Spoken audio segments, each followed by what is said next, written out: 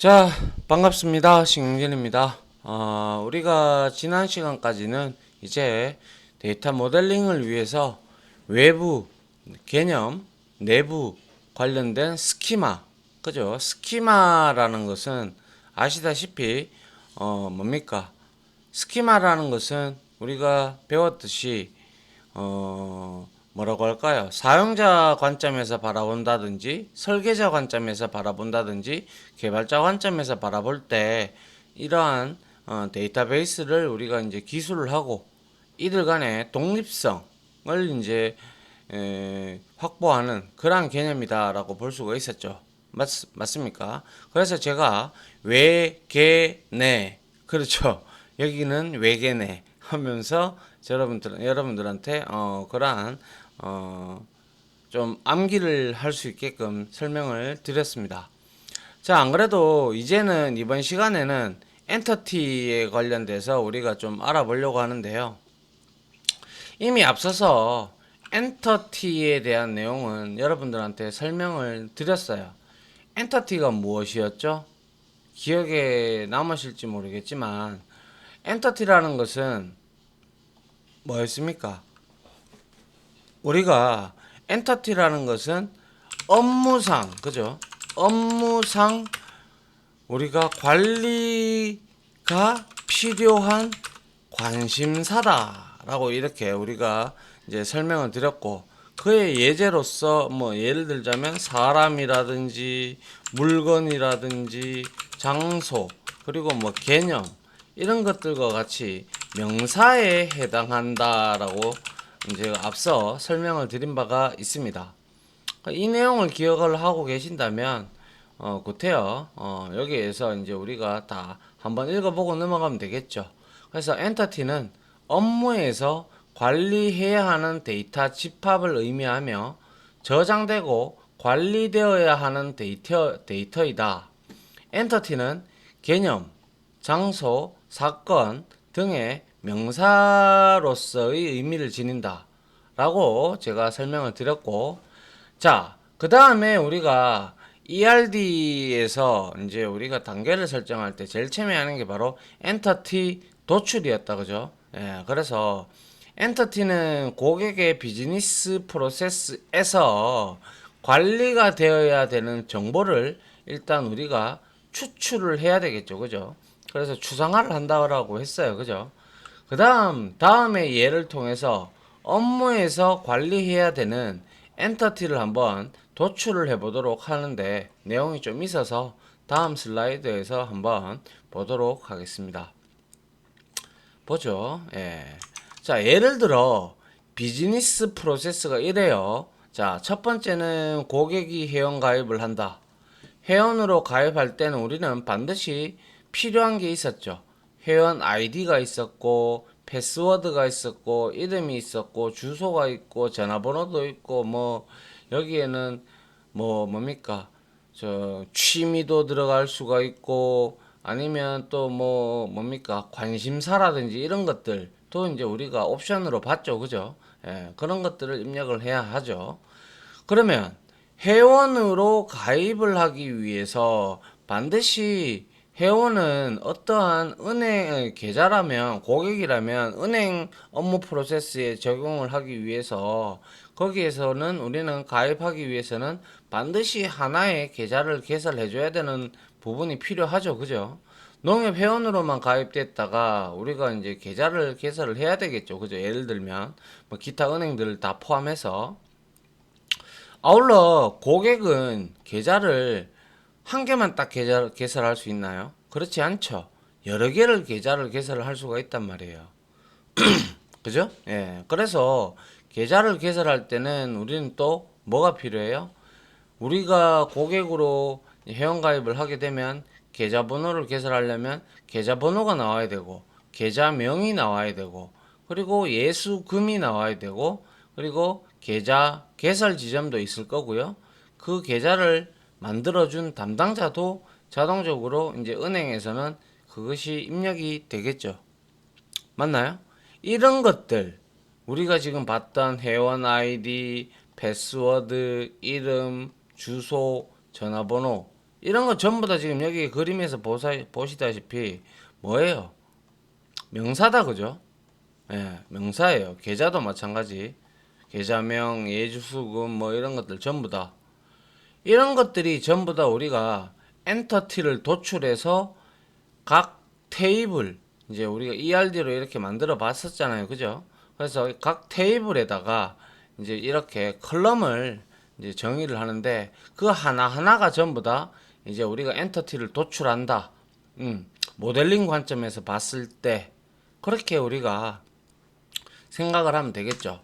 그래서 이거를 제가 다시 SQL 디벨로퍼로 한번 가볼게요.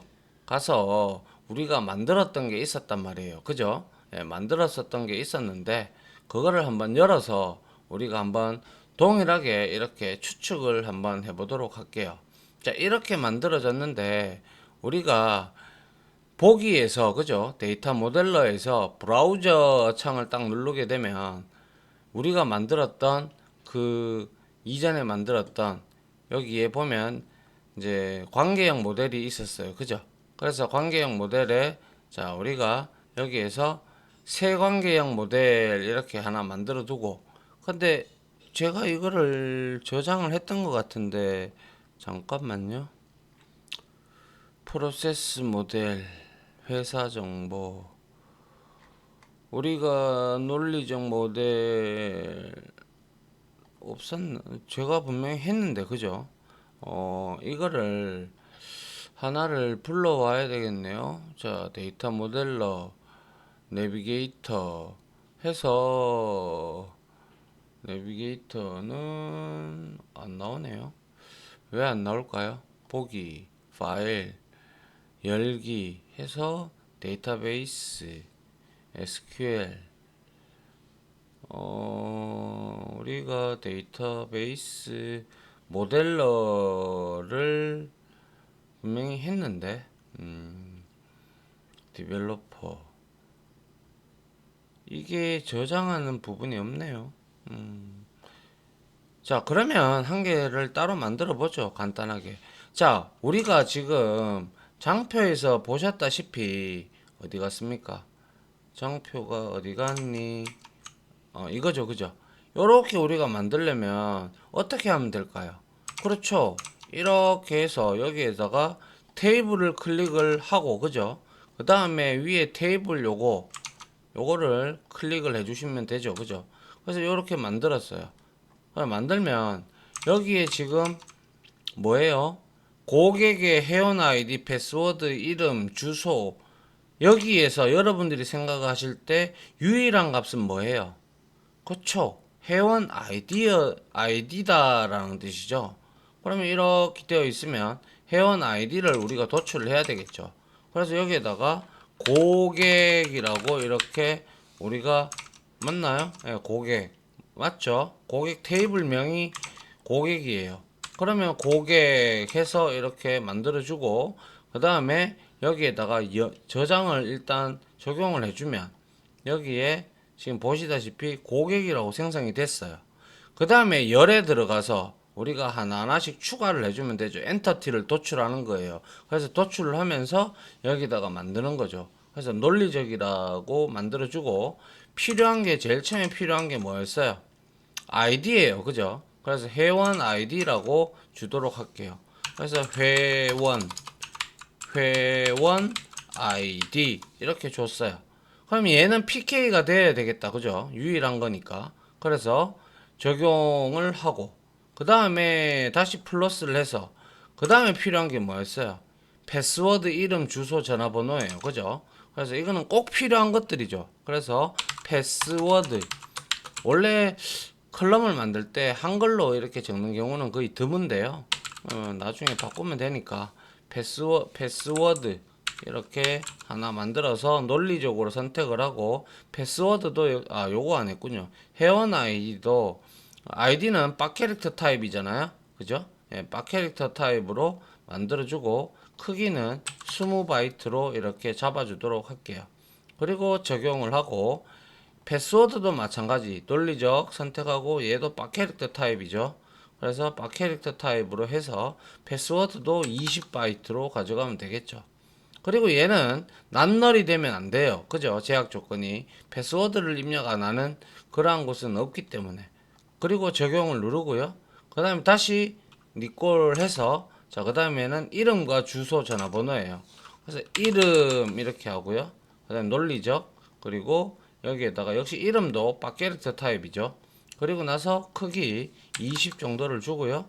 자, 바이트 필수다. 그죠? 그리고 나서 적용을 하고 다시 여기에다가 우리가 이름이 들어갔으니까 주소도 동일하게 주소 하고요. 이것도 역시 논리적으로 하고 바캐릭터 타입으로 주소는 좀 기니까요. 한 100바이트 정도로 설정을 하도록 할게요. 이렇게 하고 필수를 선택하고 적용을 하고 그 다음에 플러스를 해서 이번에는 마지막으로 전화번호니까 전화번호 하고요. 그 다음에 논리적 그리고 뭡니까? 얘는 우리가 이제 뭐 숫자로 해도 되고 바캐릭터 타입을 해도 문제는 없습니다. 그래서 바캐릭터 타입으로 그냥 통일을 할게요. 그래서 이것도 20바이트다 해서 바이트 이것도 역시 연락처는 필수다. 그죠? 그래서 적용을 시키고 확인을 딱 눌렀을 때 자, 요거에 대한 크기를 좀 늘려보죠. 이렇게 늘려보니까 어떻게 됐어요? 자, 요렇게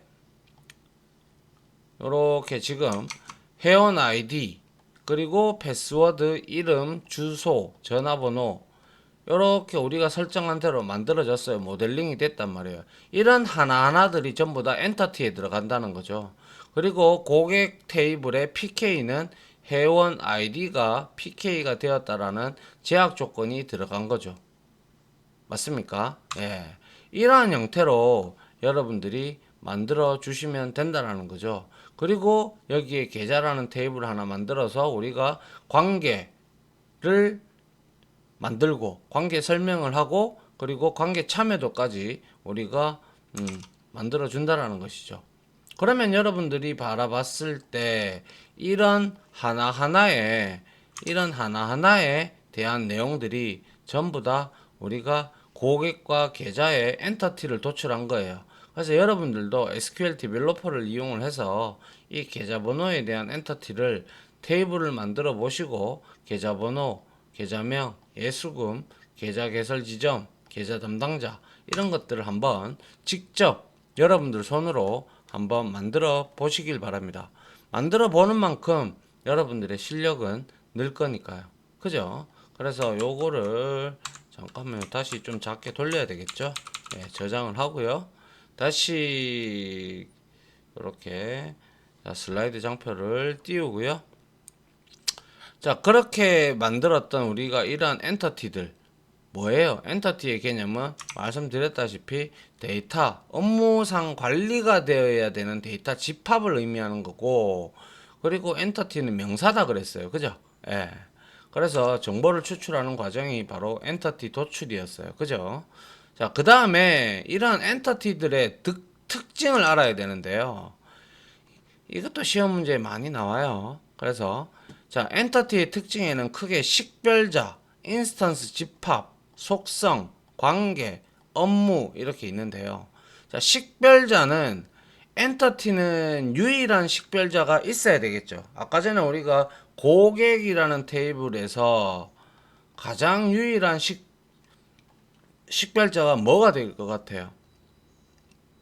즉 다시 말해서 PK라고 바라보시면 되는데 뭐겠어요? 당연히 회원 아이디가 될 거고 계좌에서는 계좌번호가 가장 중복된 계좌번호가 있을 수가 없고 중복된 회원 아이디가 있을 수 없죠.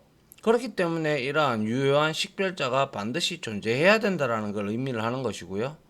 아울러 2개 이상의 인스턴스가 있어야 한다. 여기에서 인스턴스라는 것, 즉 고객 정보는 2명 이상 있어야 한다. 이 뜻은 뭐냐? 자, 인스턴스는 보세요. 인스턴스라는 것은 릴레이션이 가질 수 있는 값을 의미한다. 근데 여기에서 릴레이션이라는 것은 릴레이션의 기본 키 뭐예요? 식별자예요. 그죠? 기본 키 및 제약 조건을 설정하면 테이블이 되는 거와 마찬가지로 relationship이라는 것은 데이터 간의 관계를 의미하죠. 그래서 인스턴스에서는 이제 우리가 하나의 고객을 테이블을 만들었다면 이 고객이 또 다른 테이블과 연결되어야 되는 부분이 있기 때문에 릴레이션을 가질 수 있는 값 자체를 우리는 인스턴스가 된다라는 거예요. 알겠죠? 그래서 고객 정보는 2명 이상이 있어야 한다. 뭐 이거는 하나의 예를 들은 거고요. 그리고 이제 속성이 있었어요. 어트리뷰트. 그죠? 그래서 엔터티는 반드시 속성을 가지고 있어야 한다. 자, 만약에 우리가 고객이라는 이 회원가입을 입력을 받을 때 아이디만 입력받고 패스워드 또 뭡니까? 여러 가지 뭐 받듯이 뭐 패스워드, 이름, 주소, 전화번호 이 네 가지가 만약에 없으면 로그인을 어떻게 할 것이며 이 사람의 이름이 무엇이며 주소가 어떤 것이며 전화번호가 어떻게 되는지 이 속성이 없으면 여러분들이 그 사람한테 고객한테 전화를 한다든지 업무상 안내가 한다든지 할 때 이 내용이 필요하잖아요. 그죠? 그렇기 때문에 이러한 속성들을 반드시 가지고 있어야 된다는 것이죠. 맞죠? 예, 그거를 의미하고요. 그리고 관계, 엔터티는 다른 엔터티와 최소한 한 개 이상의 관계를 가지고 있어야 하죠. 예를 들어서 고객하고 계좌하고 우리가 연결을 할 때 고객은 계좌를 반드시 한 개는 개설을 해줘야 회원가입이 될 거 아닙니까? 그죠? 그거를 의미하는 게 바로 관계고요. 그 다음에 업무, 엔터티는 업무에서 관리되어야 하는 집합이다. 몇 번째 말씀드리는지 모르겠네요. 예, 그래서 고객과 계좌는 반드시 업무에서 상당 부분 필요한 큰 틀이다. 그죠? 그래서 엔터티의 특징은 식별자가 유일해야 되고 인스턴스의 집합을 가져야 되고 속성을 가져야 되고 최소 하나 이상의 관계를 가지고 있어야 되며 업무상 관리되어야 되는 집합을 가지고 있어야 된다는 거죠. 이게 바로 엔터티를 도출할 때 우리가 필수적으로 알아놔야 되는 그러한 특징들이 되겠죠. 상당히 중요한 내용입니다. 예. 그래서 릴레이션과 테이블, 인스턴스 말씀드린 바대로 릴레이션과 테이블은 같은 의미라고 일단 보시면 되고 릴레이션과 릴레이션십은 다른 거예요. 릴레이션은 관계를 이제 나타내려고 하기 위한 관계라는 그러한 부분이지만 어떻게 보면 릴레이션은 테이블과 같은 의미라고 생각을 하시면 되고요. 그런데 릴레이션은 관계를 엮기 위해서는 반드시 테이블이 두 개 이상이 최소는 있어야 되겠죠. 그죠? 맞습니까? 그래서 이 릴레이션, 즉 테이블에는 기본 키 및 제약 조건을 설정하면 비로소 테이블이 가져야 될 제약 조건을 가지고 있으면 이제 테이블이 되고 저장 구조가 생성이 되겠죠. 그러면서 릴레이션십이라는 것은 이러한 테이블을 이렇게 엮는 거, 그죠? 엮어주는 관계를 만들어주는 자체가 릴레이션십이라는 거예요. 쉽. 알겠죠? 그래서 인스턴스는 릴레이션이 가질 수 있는 값을 의미를 한다라고 말씀을 드렸습니다. 그죠? 최소한 관계를 할 때 고객과 계좌가 있다면 한 고객은 반드시 하나 이상의 계좌를 필수적으로 개설을 해야 된다라는 그러한 값을 의미하는 게 바로 인스턴스라는 것이죠. 맞나요? 예. 그 다음에 우리가 간단히 생각하면 이 인스턴스는 행의 수, 그러니까 우리가 어떠한 쿼리문을 치면 행이 이렇게 쭉 나오잖아요. 그죠? 이러한 행에 쭉 나왔을 때 이렇게 열거되는 우리가 쿼리를 치면 이렇게 열거돼서 출력이 나온단 말이에요. 그죠? 출력이 나오면 이런 것들이 하나하나의 릴레이션, 즉 뭡니까? 인스턴스가 된다라는 거예요. 아시겠죠? 그래서 우리가 프로그래밍 언어에서도 인스턴스라는 단어가 아주 많이 등장을 합니다. 그렇기 때문에 아마 자바를 공부하신 분들이라면 인스턴스는 개별적으로 독립된 객체라는 의미죠. 그렇기 때문에 얘도 역시 마찬가지로 한 고객이 하나의 계좌나 두 개의 계좌를 개설을 했을 때 비로소 이 열들이 우리는 인스턴스가 된다라는 것이죠. 아시겠죠? 예, 요거 중요한 내용이니까 여러분들 반드시 알고 계시면 좋겠습니다. 다음 보도록 할게요. 자, 엔터티는 종류에 따라서 유형과 무형에 따른 종류, 그리고 엔터티가 발생하는 시점에 따른 종류로 나누어지는데요.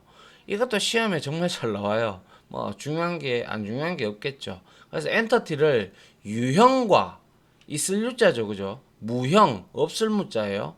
무형으로 분류하는 기준은 물리적인 형태의 존재 여부이다. 그러니까 우리가 저장을 하느냐, 저장을 하지 않느냐, 그리고 우리 눈에 보이느냐, 안 보이느냐, 이런 것들에 따라서 조금 달라진다라는 것이죠. 그래서 크게 두 가지로 바라봤을 때 유형, 무형, 있고 없고에 따른 엔터티의 종류는 유형 엔터티, 개념 엔터티, 사건 엔터티가 있는데 유괴사입니다. 그죠? 유괴사. 그렇게 보시면 되고, 유형은 우리 눈에 보이잖아요. 업무상 도출되며 지속적으로 사용되는 엔터티이다. 관리되어야 되는 집합의 의미를 하는 거죠. 그래서 고객도 보이고 강사도 보이고 사원도 보이고 등등을 한단 말이에요. 그리고 개념 엔터티라는 것은 유형 엔터티는 물리적인 형태가 있지만 개념 엔터티는 물리적인 형태가 있어요, 없어요? 뭐 예를 들어서 악법도 법이다 이런 개념이 명언이 있단 말이에요. 그거는 우리 눈에 보여요? 안 보이잖아요, 그죠? 그래서 개념적으로 사용되는 엔터티다. 뭐 예를 들면 주식시장에 거래소 종목이 어떤 게 있다. 그리고 코스닥 종목은 뭐다. 생명보험의 상품은 어떤 거다. 이거는 우리 눈에서 잡힙니까? 안 잡히죠. 예. 그렇기 때문에 개념 엔터티라고 보고요. 그리고 사건 엔터티라는 것은 어떠한 사건이 발생을 하잖아요. 우리가 비즈니스 프로세스를 실행하면서 생성되는 엔터티를 의미하죠. 예를 들어서 내가 어떠한 종목을 주문을 했다라는 이벤트, 즉 사건이죠. 그죠? 그래서 체결이 되고 취소 주문, 수수료 청구 등 이런 것들은 우리가 무언가 행위를 했을 때 도출이 되는 엔터티들이에요. 맞죠? 그리고 관리가 되어야 되겠죠. 관리가 안 되면 뭐 나의 로그 데이터가 남지 않겠죠. 그래서 이러한 것들이 이제 사건 엔터티가 되는 거예요. 그래서 유계사라고 여러분들이 유형과 무형 중에서 뭐 다른 엔터티의 종류 중에서 뭐 이렇게 나옵니다. 문제가 다음 중 유형 엔터티에 속하지 않는 것은 뭐 개념 엔터티, 그리고 유형과 무형에 따른 엔터티의 종류 중에서 올바르지 않는 것, 뭐 이런 형태로 나오기 때문에 여러분들이 잘 구별을 하셔서 정리를 해 두셔야 될 것 같네요. 그 다음에 발생 시점이에요. 발생 시점. 그러니까 시점에 따른 엔터티의 종류를 보면 기본, 중심, 행위 이렇게 세 개가 나눠지는데요. 기본 엔터티 같은 경우는 발생 시점이에요. 발생 시점. 이거를 잘 눈여겨 보시기 바랍니다. 기본 엔터티는 키 엔터티라고도 한다. 즉 다른 엔터티로부터 영향을 받지 않고 독립적으로 생성되는 엔터티이다. 그렇죠. 이거는 기본적으로 우리가 엔터티를 도출을 했을 때 우리가 이제 엔터티를 도출하는 시점, 그게 발생 시점이잖아요. 그죠? 그 시점에 우리가 고객도 만들 수가 있고 상품도 만들 수 있고 부서라는 테이블도 만들 수 있잖아요. 그게 바로 기본 엔터티가 되는 거죠. 다른 엔터티로부터 관계가 엮이지 않은 상태, 그때 독립적으로 생성이 되는 형태가 그 시점이 바로 기본 엔터티에 해당이 되는 것이고요. 그리고 중심 엔터티, 메인 엔터티라고도 하는데 이거는 기본 엔터티와 행위 엔터티 간의 중간에 있는 것이고요. 즉 다시 말하면 기본 엔터티로부터 발생이 되고 행위 엔터티로부터 생성이 되는 거예요. 예를 들면 우리가 계좌, 주문, 취소, 체결 이런 것들은 우리가 관계가 엮인 상태에서 그죠? 관계가 엮인 상태에서 기본 엔터티로부터 일단 발생이 되고, 그죠? 이러한 계좌나 고객 이런 관계가 엮여 있다면 중간에서 기본 엔터티로부터 일단 발생을 하게 되겠죠. 그리고 행위 엔터티를 생성하는 거, 뭐 주문을 한다든지 취소를 한다든지 뭐 체결이 되었다는 등 뭐 이런 것들이 전부 다 중심이 되는 거죠. 그래서 기본 엔터티와 행위 엔터티의 중간에 있다고 해서 중심 엔터티라고 칭을 합니다. 알겠죠? 자, 그 다음에 행위 엔터티는 액티브 엔터티로 두 개 이상의 엔터티로부터 발생이 된다. 예를 들면 고객이 주문을 했기 때문에 뭐예요? 여기에서 고객이라는 엔터티에서 주문을 하면 계좌로 통해서 주문이 이루어지겠죠. 맞죠? 그러면 두 개 이상의 엔터티로부터 발생이 되는 거잖아요. 그죠? 그래서 주문 이력이 남아야 될 거고요. 또 체결 이력도 관리가 되어야 되겠죠. 그래야 내가 이거를 주문을 했던 내역이 있었구나. 주문을 하지 않았던 내역이 있었구나. 등등에 대한 내용들을 여러분들이 아시게 되겠죠. 맞습니까? 예.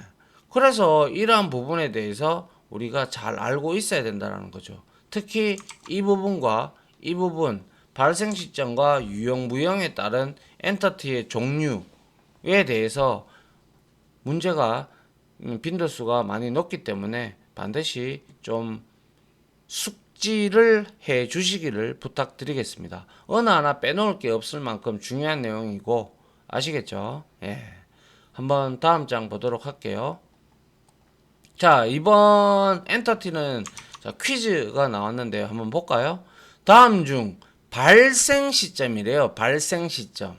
발생 시점의 종류가 아닌 것은 엔터티의 종류가 발생 시점은 우리가 기본 엔터티가 있었고 중심 엔터티가 있었고 뭐가 있었어요? 행위 엔터티가 세 가지가 존재를 했었죠.